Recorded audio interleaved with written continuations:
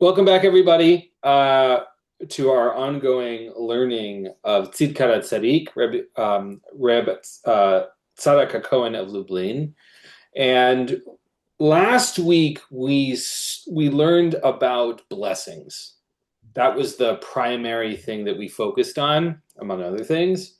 And there was, at least for me, as I think about the things I took away over the course of the week, as I was reflecting on this, was the power of the difference between the first half and the second half of the bracha. The Baruch Ata Adonai piece, and then the turning to the second half. And part of the homework that we talked about by way of introduction was to invest intentionality into blessings. And so last week we ended with our sort of homework reflection, and this week I thought we would start with it. I'd be curious to hear what people's experiences were this week, if that was something you spent any time on, and what emerged from that. If anybody wants to start, that'd be great. I'll start by saying I'm not sure if I did not focus, not that I'm not sure. I know that I did not focus on the distinction between the first half and the second half. Sure. But having spent 4 days in Cuba, I have such an appreciation for things that we absolutely take for granted, like being able to drink the water, like having toilets that flush, like having toilet paper to use, or even having a toilet seat. Um, just there are no stores. It's just people who have a cart or sell a few items off their doorstep. Like no Walmarts, no Targets, no supermarkets. Like in many ways, it felt primitive, and it just made me feel so blessed to be a resident of the United States. Yeah, yeah. Blessings in these seemingly mundane things that are actually quite Yes. large. I do also want to add that we visited three synagogues in Havana, and kol hakavod to these Jews who, in the most of extreme conditions, are still practicing and doing their thing. And as one guy ended his speech with, his words were Am Yisrael beCuba Chai. And I thought, you go. Love that. Amazing. I Anyway. love that. Thank you, Michelle. Anyone else want to share?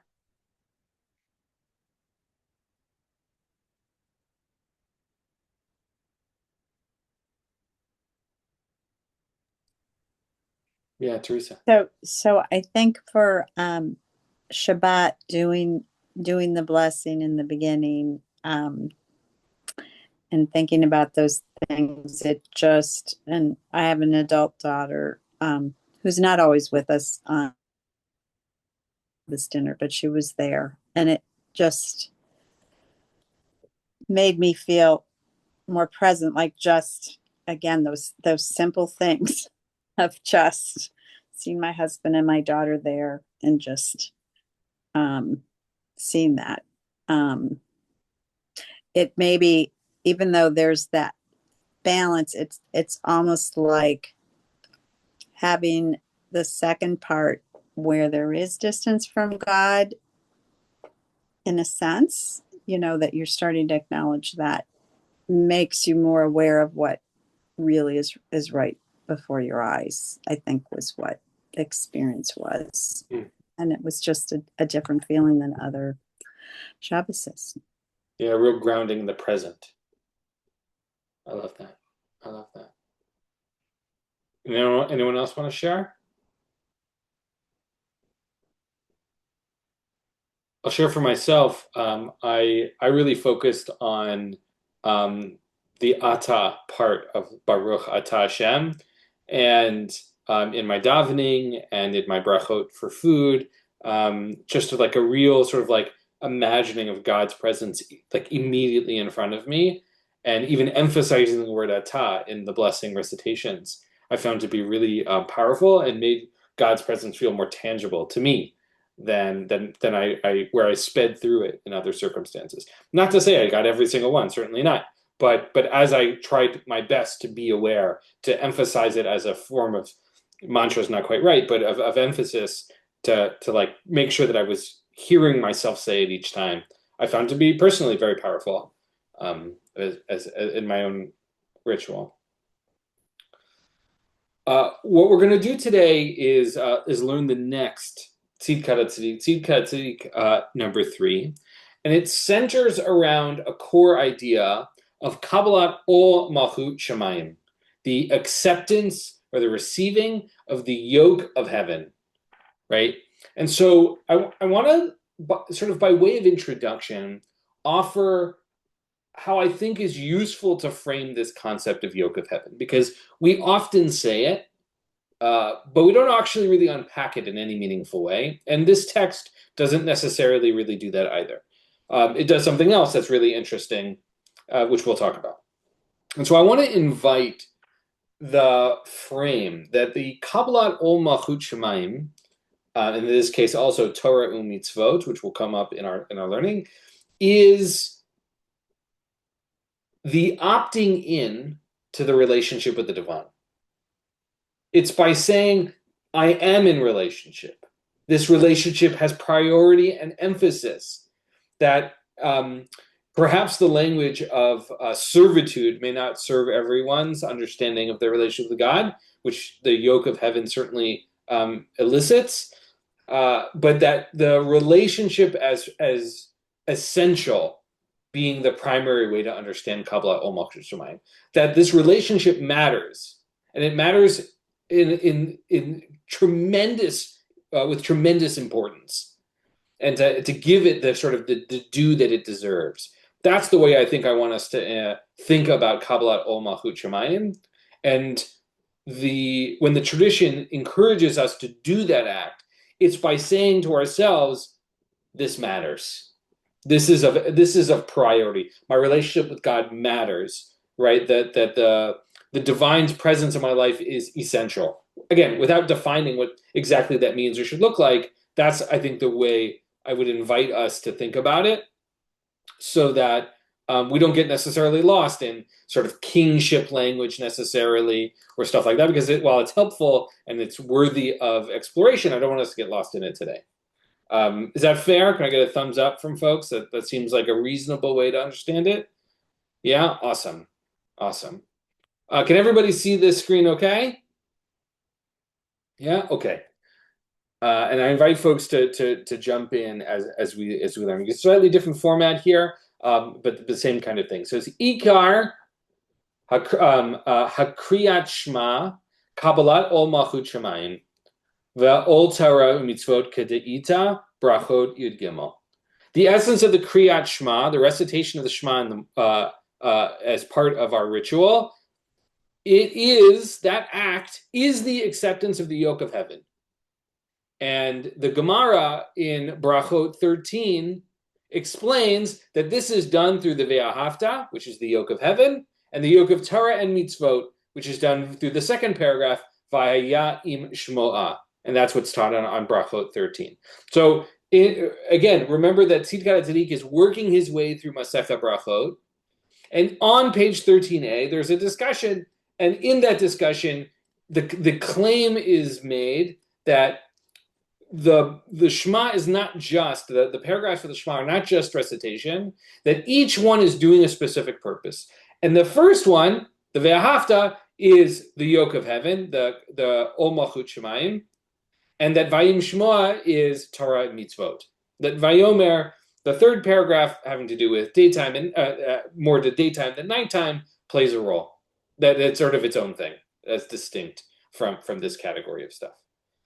Is everybody with me so far, at least in the idea? The other thing I want to point out is that the very first Mishnah in the Gemara, the very first Mishnah in Brachot, is asking the question: why do we recite until when do we recite the Shema at night? And we talked about that, I think, a little bit before about and maybe we didn't, and I'm just all the classes are jumbled in my head. But the Gemara begins with that question. It begins with night as opposed to day, which will be relevant for us here. So then it says a person needs to accept the yoke each day, v'tzarich b'yom v'layla, both during the day and at night. Now, if we were to base ourselves on this, the text goes on, or the subtext here, we might actually have to pray, accept the yoke every single hour. But Yom V'Layla could possibly mean all the time, every hour, consistently. And just imagining a spiritual life in which that was the case would actually be quite overwhelming. Not in a bad way necessarily, but overwhelming. And now I'm back in the text here in the Hebrew, lo baboker va'erev. But the precise language of the Torah does not say day or night. It doesn't say morning or evening, which we would assume, right? In the story of creation, it says vayi erev vayi boker yom blank, right? It was evening and it was morning, and then that day is completed, right? But that's not the language used here in the Ve'ahavta. It says v'shoch b'cha uvkumecha, when you lie down and when you rise up, Deuteronomy 6:7.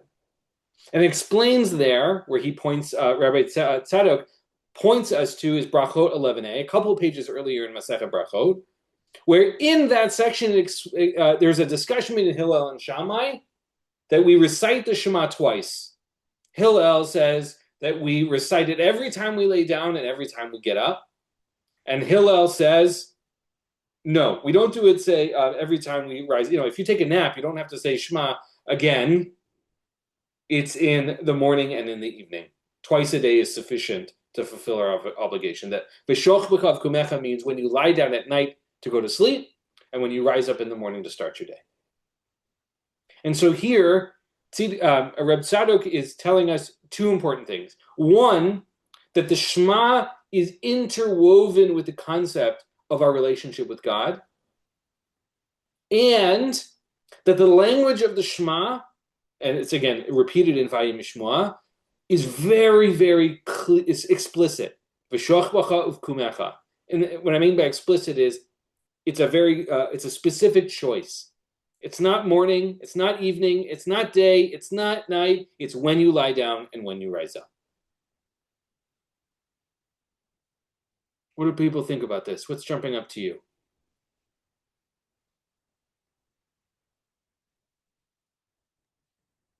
What's sticking out to me is maybe just a technicality, but if we say Shema at Shacharit and we say Shema at Mariv, but then we say Shema before bed, aren't we saying Shema 3 times a day? You are correct to identify that the Shema Shel Mita, the Shema of laying down, is in addition to the Chovah, the obligation of reciting Shema for those two services. You are correct. Certainly, we can accept the yoke more, but at a minimum, our obligation is 2. But I think it's a great observation. Absolutely. Yeah, Teresa? Well, the other part was, we do it in Minyan, but literally it's implied. Like normally, I think the morning blessings could be done at home. I mean, obviously, you could do the Shema anywhere, but it's almost implying really you should be doing it at home. So I think the question would be where the Minyan, that there's a little contradiction there, or then maybe that's a doubling in the morning too. Yeah, so in some customs, the expectation is that you do Birkot HaShachar at home, and even potentially Psukei Zimra, and that you come together for Shema and Amidah. In most communities that we are a part of, that's not the case. They expect you show up and you do it all together. But it is not unreasonable to say Birkot HaShachar you would do when you get dressed and when you go to the bathroom and when you wake up and when you wash your hands and when you stand up, all those things. And that there isn't necessarily, like you wouldn't necessarily then do it twice. It's also part of the way we've built minyanim in our culture, which is ostensibly they could be at the time that daytime would begin, right? The halachic hour in which we do the Shema in its priority, but nobody wants to get up that early for the most part. And so, we have them a little later. So let's keep in mind that let's play with the nuance of minyan versus not minyan, or stick with the concept of the obligation, even if we're not worried about it's a perfect implementation. But it's good to note, right? Nighttime and daytime, it's not as simple as that it appears, right? Which I think is the lesson we can learn from Tzidkat and Tzidik in general, which is it's not as simple as it appears, right? That there's layers to it. The other thing I want to highlight as we start to read through this is that for Reb Tzadok, day and night are not just day and night, they're metaphors. They're metaphors for daytime is the time in which life is going well. There's success, we're happy, things are moving in our direction. And that nighttime are the times when things are challenging, that it's difficult, that it's hard. And so as we read, I want you to keep that metaphor in mind. That day and night are not just day and night, but there's something deeper here happening. Let's keep going. Deyahev hazman bazeh mishum de'aboker va'erev hem shinuim ba'olam v'lo ba'adam. And the reason that the Torah gives for this time, v'shach b'chav kumecha, for when you lie down and when you rise up, that this framing, that the recitation of the Shema is because of the frame of morning and evening are objective changes in the world itself and not relative to the human experience, which might present a problem. Meaning to say that if we were in morning and evening, or if we were daytime and nighttime, our frame of reference would not be human-based. It would be based in the objective reality of the sun rises and the sun sets, and it's daytime and nighttime. It doesn't matter when I wake up, right? Maybe I'm a night owl, and going to bed is 2 o'clock in the morning, right? That if we were in the frame of Boker and Erev, of morning and evening, or daytime and nighttime, it would not be about us and our experience and our relationship with God. It would be about the universe itself. And if it was phrased this way, the implication would be that maybe we would only have to recite this Shema once for morning and evening all at once. It would just like it would check the box for the whole day, right? Because if Erev Vavoker was one day, okay, it's if it's not about me and it's about the universe, one day is sufficient, right? And it's not about me as a human being. Yeah, Tybal. When you were emphasizing the day and the night and the morning and evening and all those things, it reminded me that the Hebrew calendar days aren't 24 hours the way they are Gregorian. And so as the year goes on, depending on the season, sometimes it's a little less, sometimes it's changing. So halachic hours are different. I'm just saying because of that, one has to pay more attention about when things are during the day, because it's not just the default, the standard 24 hours. Or I shouldn't say standard in the secular world we live in versus the religious world. Exactly what you mean. Here's the slight adjustment in language that just to make it clearer. In the Gregorian secular world that we live in, an hour is always 60 minutes. But that's not true in halakha. Halakha's hours change depending on the time of the year because, right, it's always 12 hours of daytime and 12 hours of nighttime. And the way we resolve that is by changing how long an hour is. That's how it's just proportional rather than absolute, right? Tybal, that was the part I focused on, and I missed the other piece that you said.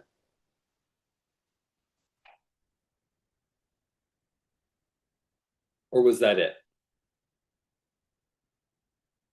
Okay, we'll assume that was it. Okay, great. I got the gist, right? Which is to say, right, that even the way we deal with this halachically is based objectively. It's not based on our human lived experience. It's about what's happening in the universe, what's happening on the planet itself. Thus, l'shneihem rak mipnei hashinim ba'adam. Thus, the Torah obligates us, each of us, to recite the Shema twice, only due to the fact that this is based on the human experience, which is lying down and rising up in the morning, right, and not during the day. Meaning to say, the Torah uses the language of Shach B'chav Kumecha to remind us, to keep us focused, that the Shema and our relationship with God is about us as human beings and not necessarily exclusively because it's part of the universe. Our relationship actually matters. What we're doing matters. My lived experience matters. It is part of the equation. It's built in.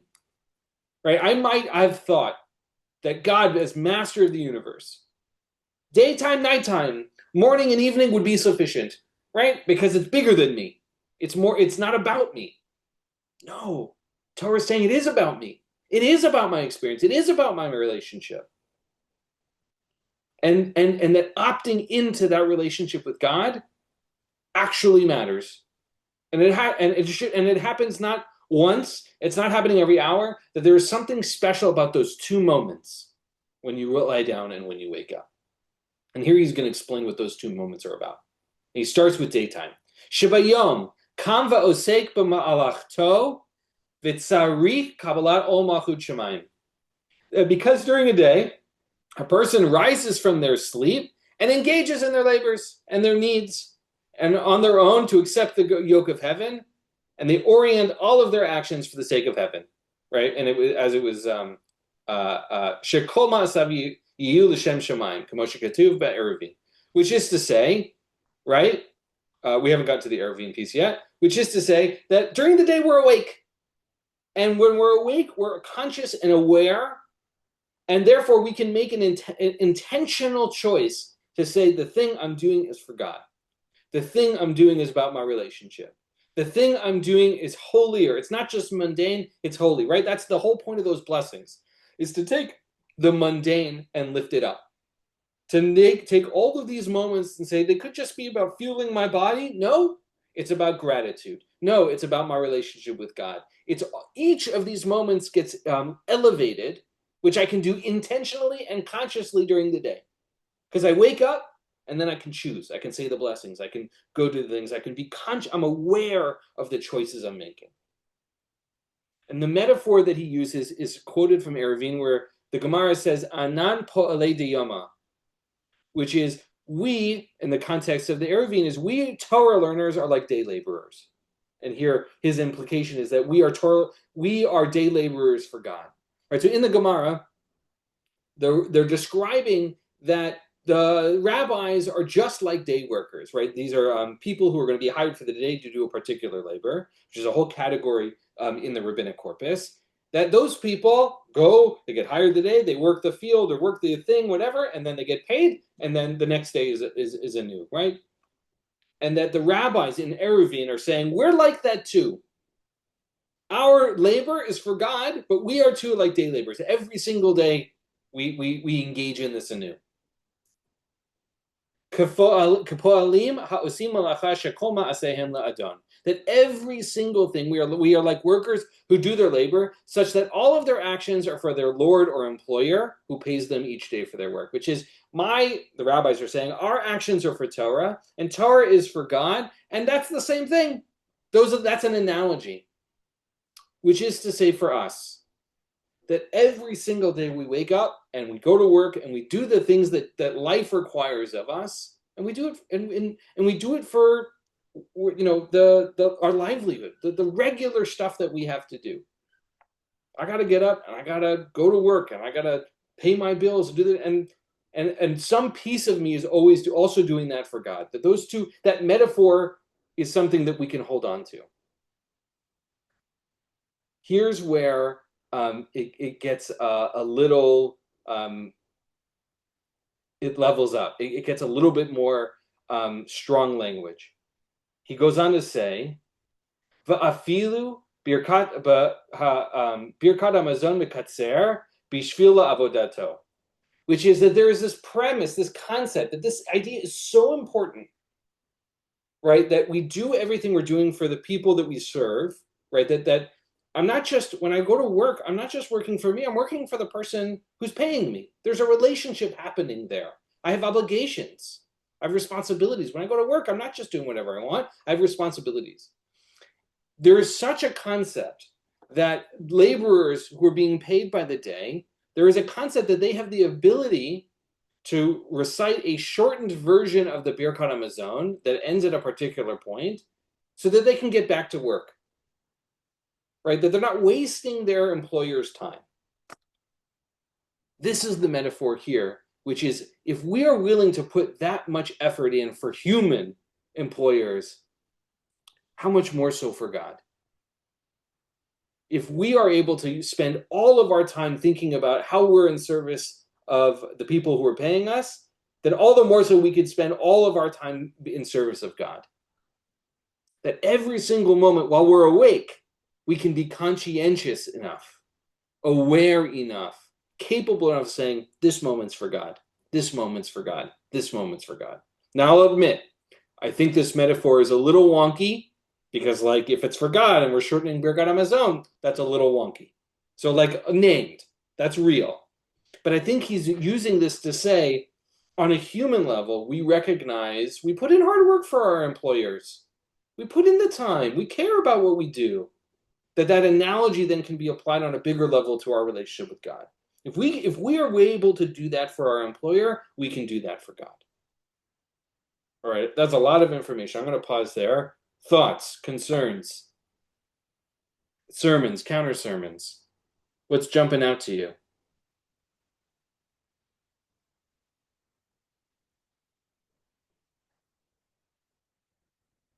Okay, that's cool. Let's keep going. So that's daytime, but nighttime is different. Uvelayla eit shchiva umenucha. Now that we've talked about daytime, how does accepting the yoke of heaven work at night?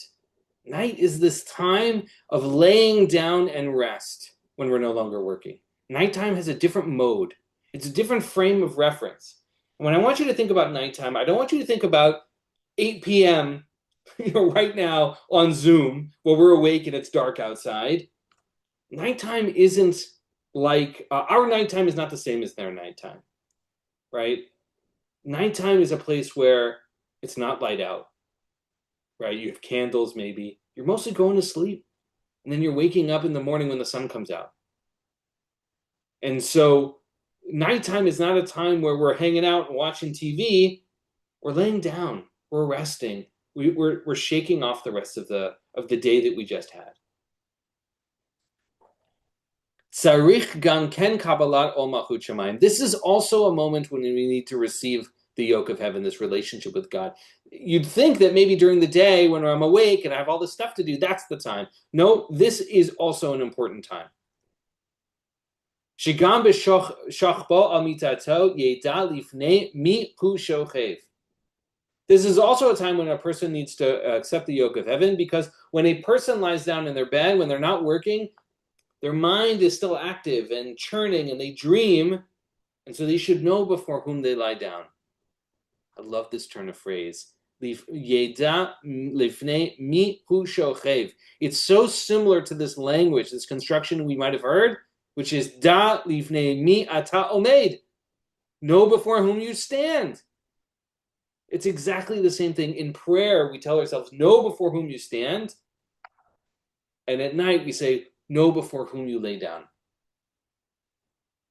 And here he gives a reference, right, of the Haggah, of the Ramah in Orach Chaim, which we read last week. And I literally just took the quote here, the same one as last time, where he says, Sheviti Hashem lenegdi, God is present in front of me. It's not different during the daytime and nighttime.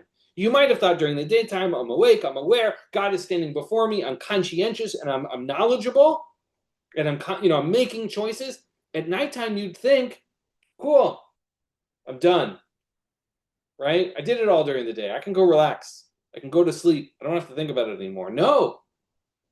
Nighttime is also an important time for this to play a role.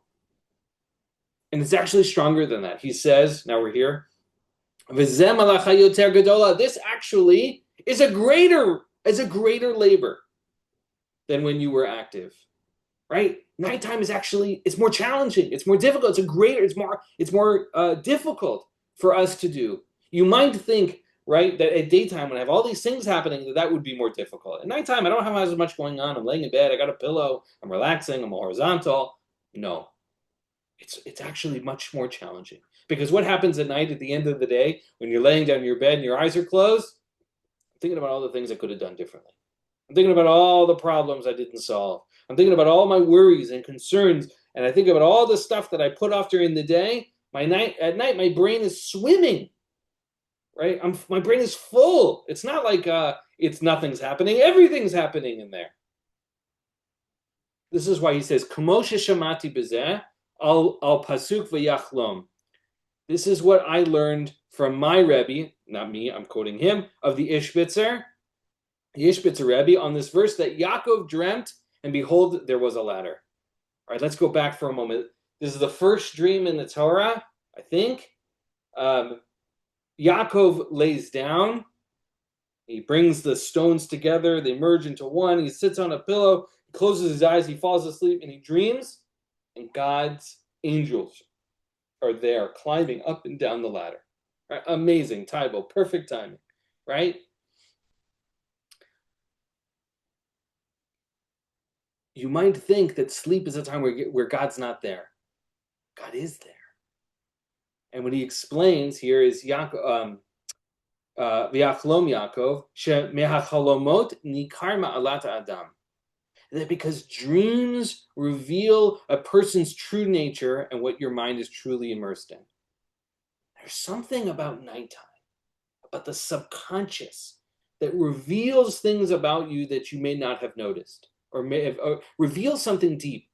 Yesterday, I was teaching a Talmud class, and we happened to be learning a whole section on Parshat Toldot, connected to Parshat Toldot, all about dreams.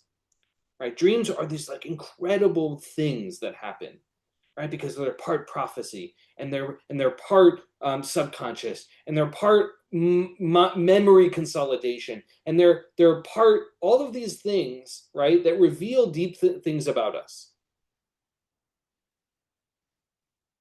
And you'd think that they're just something that we should ignore, but the answer is no, we shouldn't ignore them. Because what Yaakov realized, right, is that God was there. And so Reb Tzadok says, Im gam she'eno oseh klum ra'ayonotav rak v'hini Hashem nitzav elav. You might think that you're not doing anything, and your mind's not active. And then when you get sleepy, your mind's going to wander. And so your ideas and your thoughts are like Yaakov, which is you'd think they're going everywhere, but they're not going everywhere. What did Yaakov say when he woke up? Behold, God was right here. So, which is to teach us that even at night, even when our minds are not active, or we think that our minds are not active, that's still a potential opportunity with God. That our encounter at night is no different. It is different, but it's not that it doesn't happen at night. And then here he has this funny line. He says, "B'davar zeh tzadikim me'atim shenitz pa'aru kain." In reality, this sleepy moment, very few tzadikim are glorified to see Torah this way. Meaning to say, it's really hard. It's really hard at night. You know, science has shown us, psychology has shown us that we only have so much will during the day. We will ourselves to make good choices, right? I'm not going to have the extra cookie. I'm not going to do this. I'm not going to do that. Somebody cut me off in traffic, and all I want to do is yell at them. But my willpower says, you know what? That's not the way it should be. By the end of the day, the will is gone. That's why you eat the ice cream at 10:30 at night. Speaking in the first person, that's why I eat ice cream at 10:30 at night, right? My willpower is gone. What Reb Tzadok is reminding us that nighttime is this important moment. The accepting of the yoke of heaven, the Shema at night, and maybe, as Michelle reminded us, right, there's even the Shema Shalmita as maybe an opportunity for us to reemphasize this.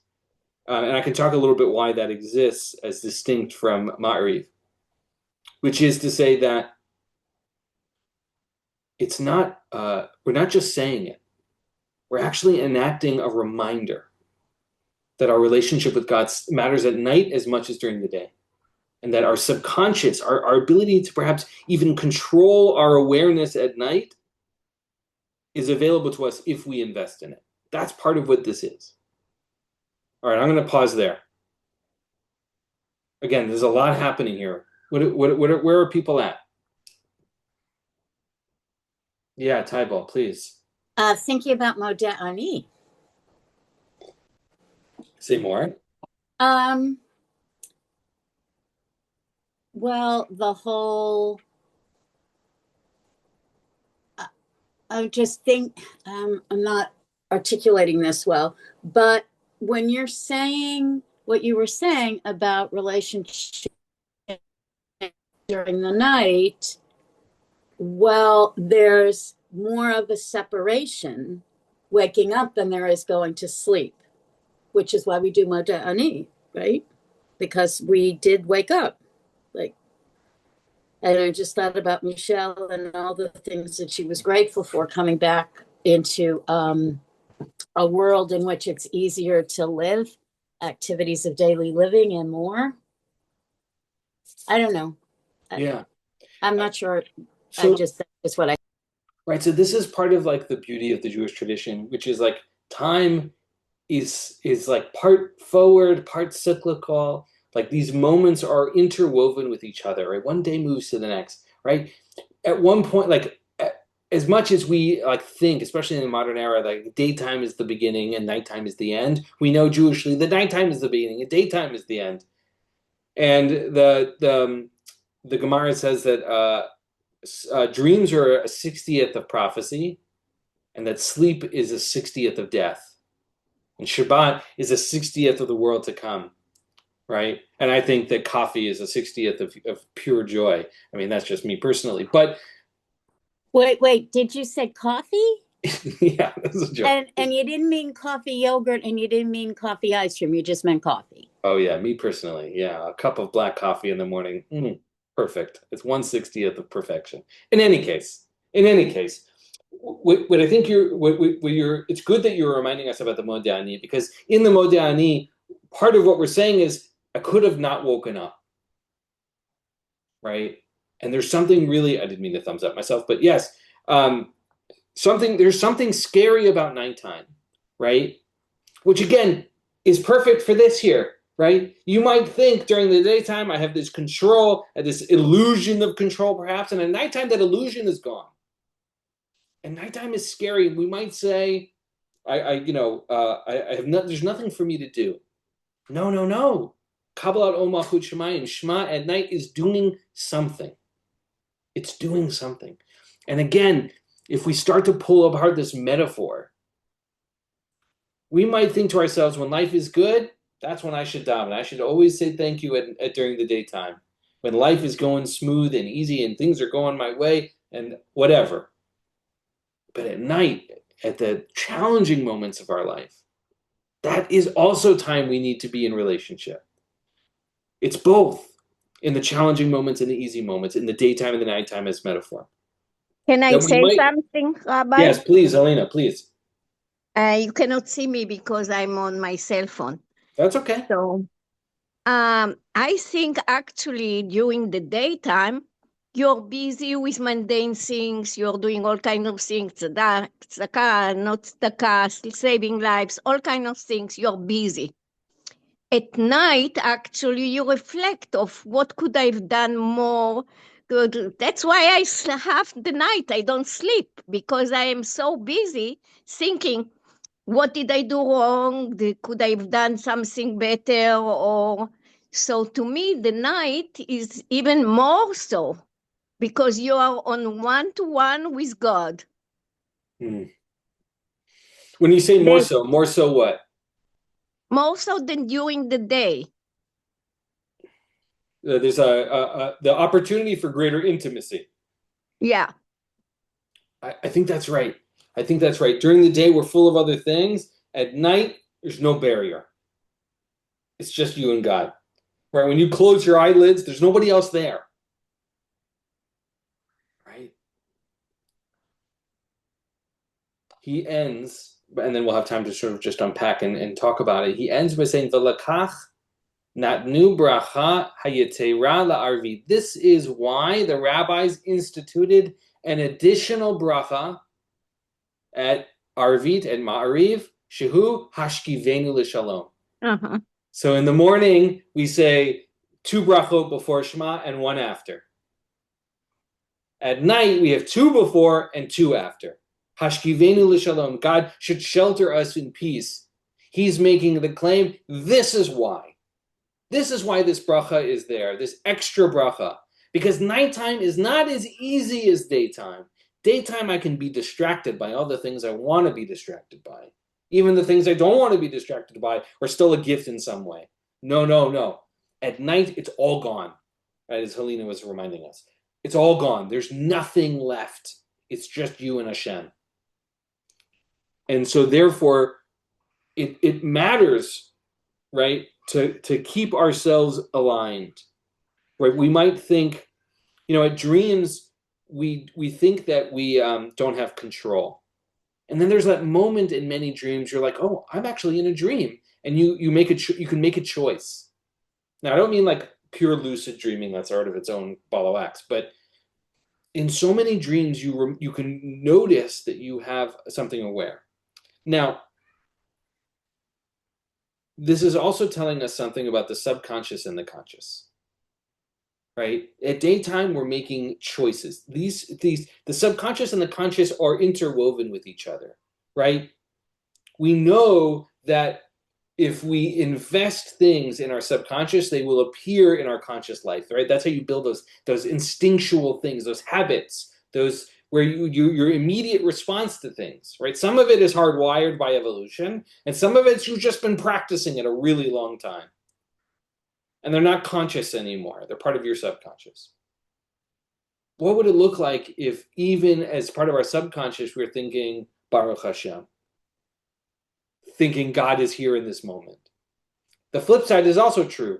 Our consciousness impacts our subconscious. You know that sometimes you'll think about something right before bed, and then you'll sleep and you'll dream about the thing you were thinking about. Or you're going to encounter something the next day, and so you have a dream about it. The conscious impacts the subconscious. And so over here, he's telling us, Reb Tzadok is telling us, consciously, you can say Hashem is here, and you can be all in the power of it. But there's something that allows you to do is to influence your subconscious mind as well. In these dark nighttime moments where there's just nothing we can seemingly do. There is things we can do. We are investing in our relationship with God at night as much as we invest in it during the day. It's a radical thought. It's not the way we normally think about this. Which means it allows us the space to be in relationship with God in more ways than we might have considered.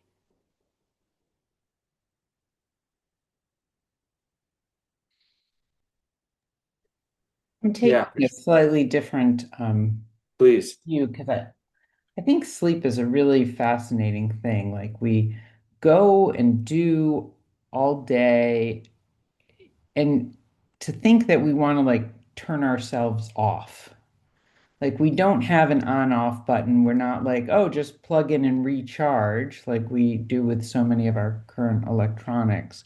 But yet we know that if you don't sleep, you'll die. Right? Yeah. It's really quite that. It's very, yeah, you put the nail on the head there. Keep going. Sorry. Right. And I may have even chipped a tooth, who knows? But if you've so this sleep is this crazy thing, and we're actually like turning off our senses. Like you wouldn't necessarily, God forbid, you're sleeping and there's a fire. It's not that you would smell the fire, you would hear things that might disturb your sleep. Like our senses are not quite all that they should be. And I'm wondering if it's like asking God to protect us as we turn off senses. Because if you just think of like it's a vulnerable time. Yeah. Right? I mean, that's why you have attacks at night, right? Right. If you were going to attack someplace, you do it under the secrecy of night. Well, why? Because people can't see you, or they might be sleeping. It's a very interesting thing. And we sleep by night, not by day, generally speaking, except for poor people who work the night shift. And I mean, poor, not financial, Unfortunate. Unfortunate, yes. I think, yeah, maybe the imagery of like dialing down our senses, right, as opposed to off, which I think is right, because you made the point, it's like we're not really turning off, but we're also not really aware. I think it is undeniable that nighttime feels vulnerable, right? The not being aware makes us feel vulnerable.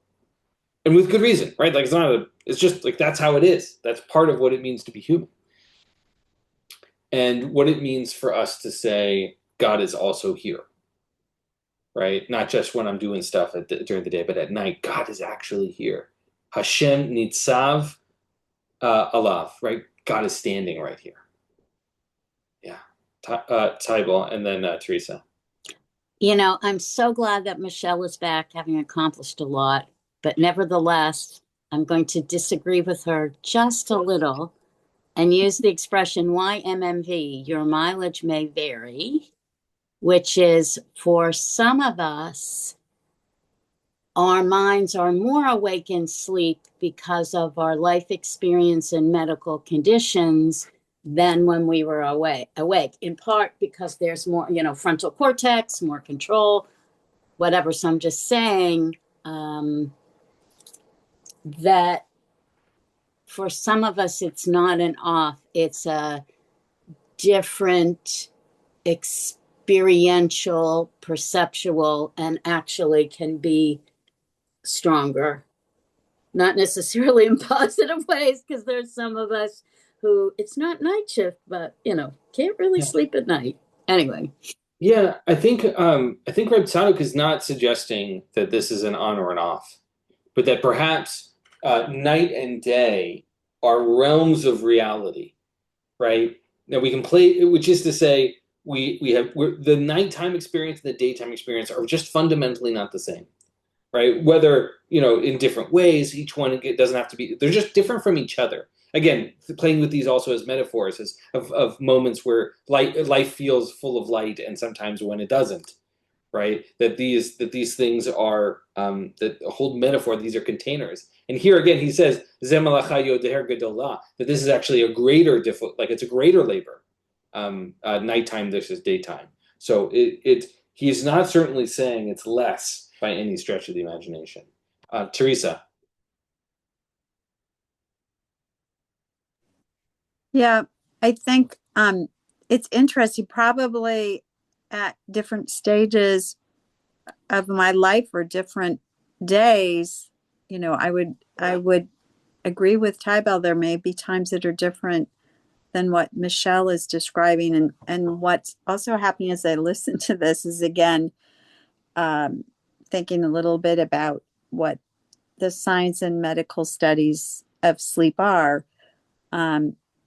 So that as I was listening to part of it, so I think maybe my brain is going different from the direction he's going, maybe because of that. But for one, that God's giving us this task, we know, for the health of our brain and our ability to perform and do tasks the next day is something we have to do. And the second thought in the experiences that some people describe about dreams and not as much specific things I can point personally, but time is totally different. You may be having a dream about someone from the past that no longer lives with you. Like, I think most of my dreams are not about the future, but if I think about the Torah things, it's the future. And so that's what prophecy is. I don't know.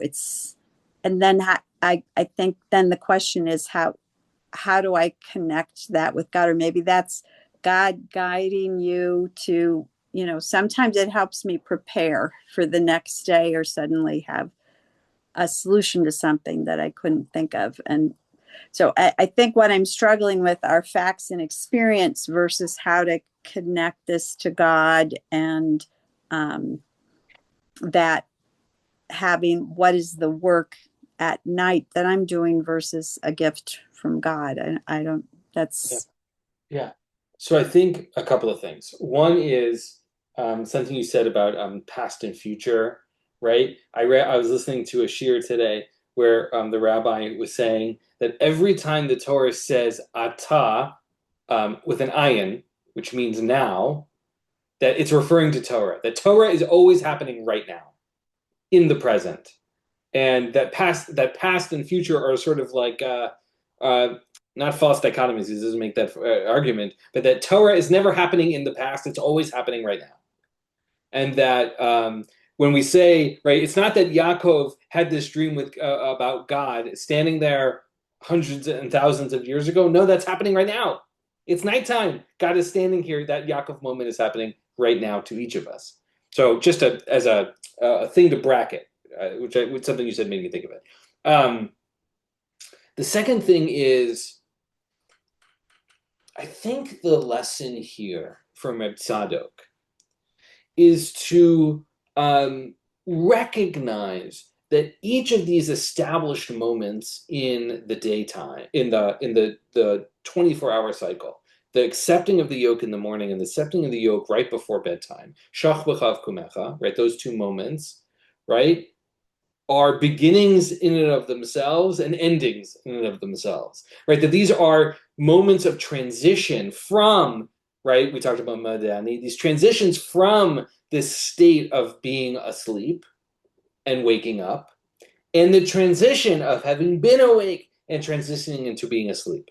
Right? The transitions themselves are the opportunity for us to build that relationship with God, right? That the transition, right? Because it could have been, as he said earlier on, it could be that every hour we're accepting the yoke, or that we are accepting it only once for the whole day. No. The moments of these transitions, both are happening around twilight, not exactly the same way, right? Sometimes it's one's right before, one's right after, whatever, each one's slightly different. I think Shema is like the moment the sun is above the horizon, right? I think is how that one works. And then at night, it's when Plag Mincha, it's like right around sunset. So it's like these transition moments, that's when we're enacting it. When life is gray, not night, not day. It's these moments, v'shoch b'chov kumecha, these transitions of states of being. That's the moment. So it's not necessarily, right, that it's about sleep and awake, but those, not that those, because those things are still relevant, but that these transitions of states are these moments where we can be in relationship with God, right? And so I don't look. Science is science, and it tells us a lot of things, and not always how to like be in relationship with God, right? Sometimes it does. I don't want to negate that, because sometimes it does, right? I was thinking earlier today or yesterday about like just like the massiveness of the universe, of like planets and solar systems. I mean, like Hashem is there. It's hard not to imagine, right? So in that case, science is like helping us with God. But here it's the transition. So it's not that you should abandon what you know about sleep and all the things about, being a physician. I don't know, you are. It's about recognizing those moments in between. And so here's we sort of ended each time with a little bit of homework. And so here's the homework I want to invite you with, which is that we have the custom in our culture of saying, da lifnei mi ata omed, know before whom you stand. I have been working on, when I'm laying down and I'm ready to fall asleep and I'm closing my eyes, I say to myself, da lifnei mi ata shochev, know before whom you're laying down. That laying down and sleeping is no less service of Hashem as being awake and doing all the things that you can do, right? Helena, you made reference to tzedakah. And Michelle, you made reference to gratitude. And Tybal, you were talking about the modeni. All these things are still valuable. They're good. They're daytime things. So the question is, what is our service at night? If nothing else, it's about awareness. Awareness of God is here. I was thinking last night, I was laying down in bed, and I was thinking about what we're going to be learning. Like, what does it look like for God to be here, nitzav alav, while I'm laying in bed? Is it that God's watching me? Is it that God's standing in the room with me? That kind of makes me uncomfortable. Like, is it that God is present within me? Is it around me? Is it in my house? I'm not going to claim an answer here for you. I want you to think about it on your own. That's part of the homework. Is like, if you're thinking about what it means to be laying down and have that be service of God, serve with God, what does that look like for you? What does that mean for you? Maybe this is a moment of spiritual opportunity that you've yet to encounter. I know for me, it's new moments for me as I've been implementing this for my own life. And so I want to invite you into to that like making that moment an opportunity for relationship with God. Yes, Tybal. The way you said that, I'm going to ask two things, and you may want to duck both of them and edit it out of the recording. So when you're saying that this is something you're working on, you brought up the personal. I'm interested to know whether anyone in your life has noticed changes, whether it's, I mean, optimism, calm, whatever, that's one. And the other is, I may be wrong because I'm sleep deprived, but I have this recollection from another time you taught Spotlight that to get the handout, you were willing to share, but we needed to email you. Are you willing to share the handout? Yes, I'm more than happy to share the handouts. No problem. My email is easily accessible. Yeah, I have it from the last time. But so now let me go back. If you're willing to share this personal thing, whether I guess you yourself notice changes, your family, people you work with, I'm just interested. Yeah, so I've been studying Seed Karat Tzedek for the last year and a half or so, with a greater focus in the last 6 months or so. And I would say that I've started to implement this particular thing that I'm suggesting for all of us today over the course of the last number of weeks, months, maybe 2 months. Not every night. Whenever I remember, I can think of conscientious of it. I don't want to say that my sleep is better because I can't say that that's true. But I do feel more aware of God's presence at night. And that's not very tangible, but I think that's probably by definition. Whether or not it's impacted the rest of my life, and how other people have experienced me, I can't say. I just don't know the answer. But I can tell you that between last week's thinking about Baruch Ata and thinking about Ada Lifnei Mi Ata Shochev, I am more aware, more present in ways that I didn't used to be, both daytime and nighttime. And I think that, again, whether or not that's noticeable to someone else, I don't know, but certainly I'm noticing it. Just making those things part of my routine. So that would be my sort of as best answer as I can give you. Yes, Michelle. I was really struck by your moving away from the daytime and nighttime discussion to the idea of this moment of transition. And it occurred to me that we see this a lot in our tradition because a lot of things happen at the doorposts or at the gates. And these are all moments of transition. So it just struck me this is a very consistent view of how Judaism approaches some stuff about these moments of transition. Yeah. And if you think about the examples in the Shema itself, right? At your gates, at your doorposts, right? When you're home and when you're away, right? Right? Those are probably like not transitions per se because they're like the modalities, but like, yeah, there's so much about the tradition is about highlighting these transitional liminal moments. Tons of places, right? Life cycle event. I'm sorry? Passover.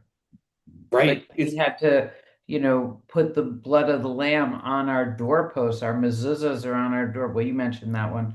But I mean, in Shoftim, don't they talk about like judges or the elders at the gates? Yeah. I mean, Pesach is a great example also because it's the transition from one state of peoplehood to another state of peoplehood, right? Right.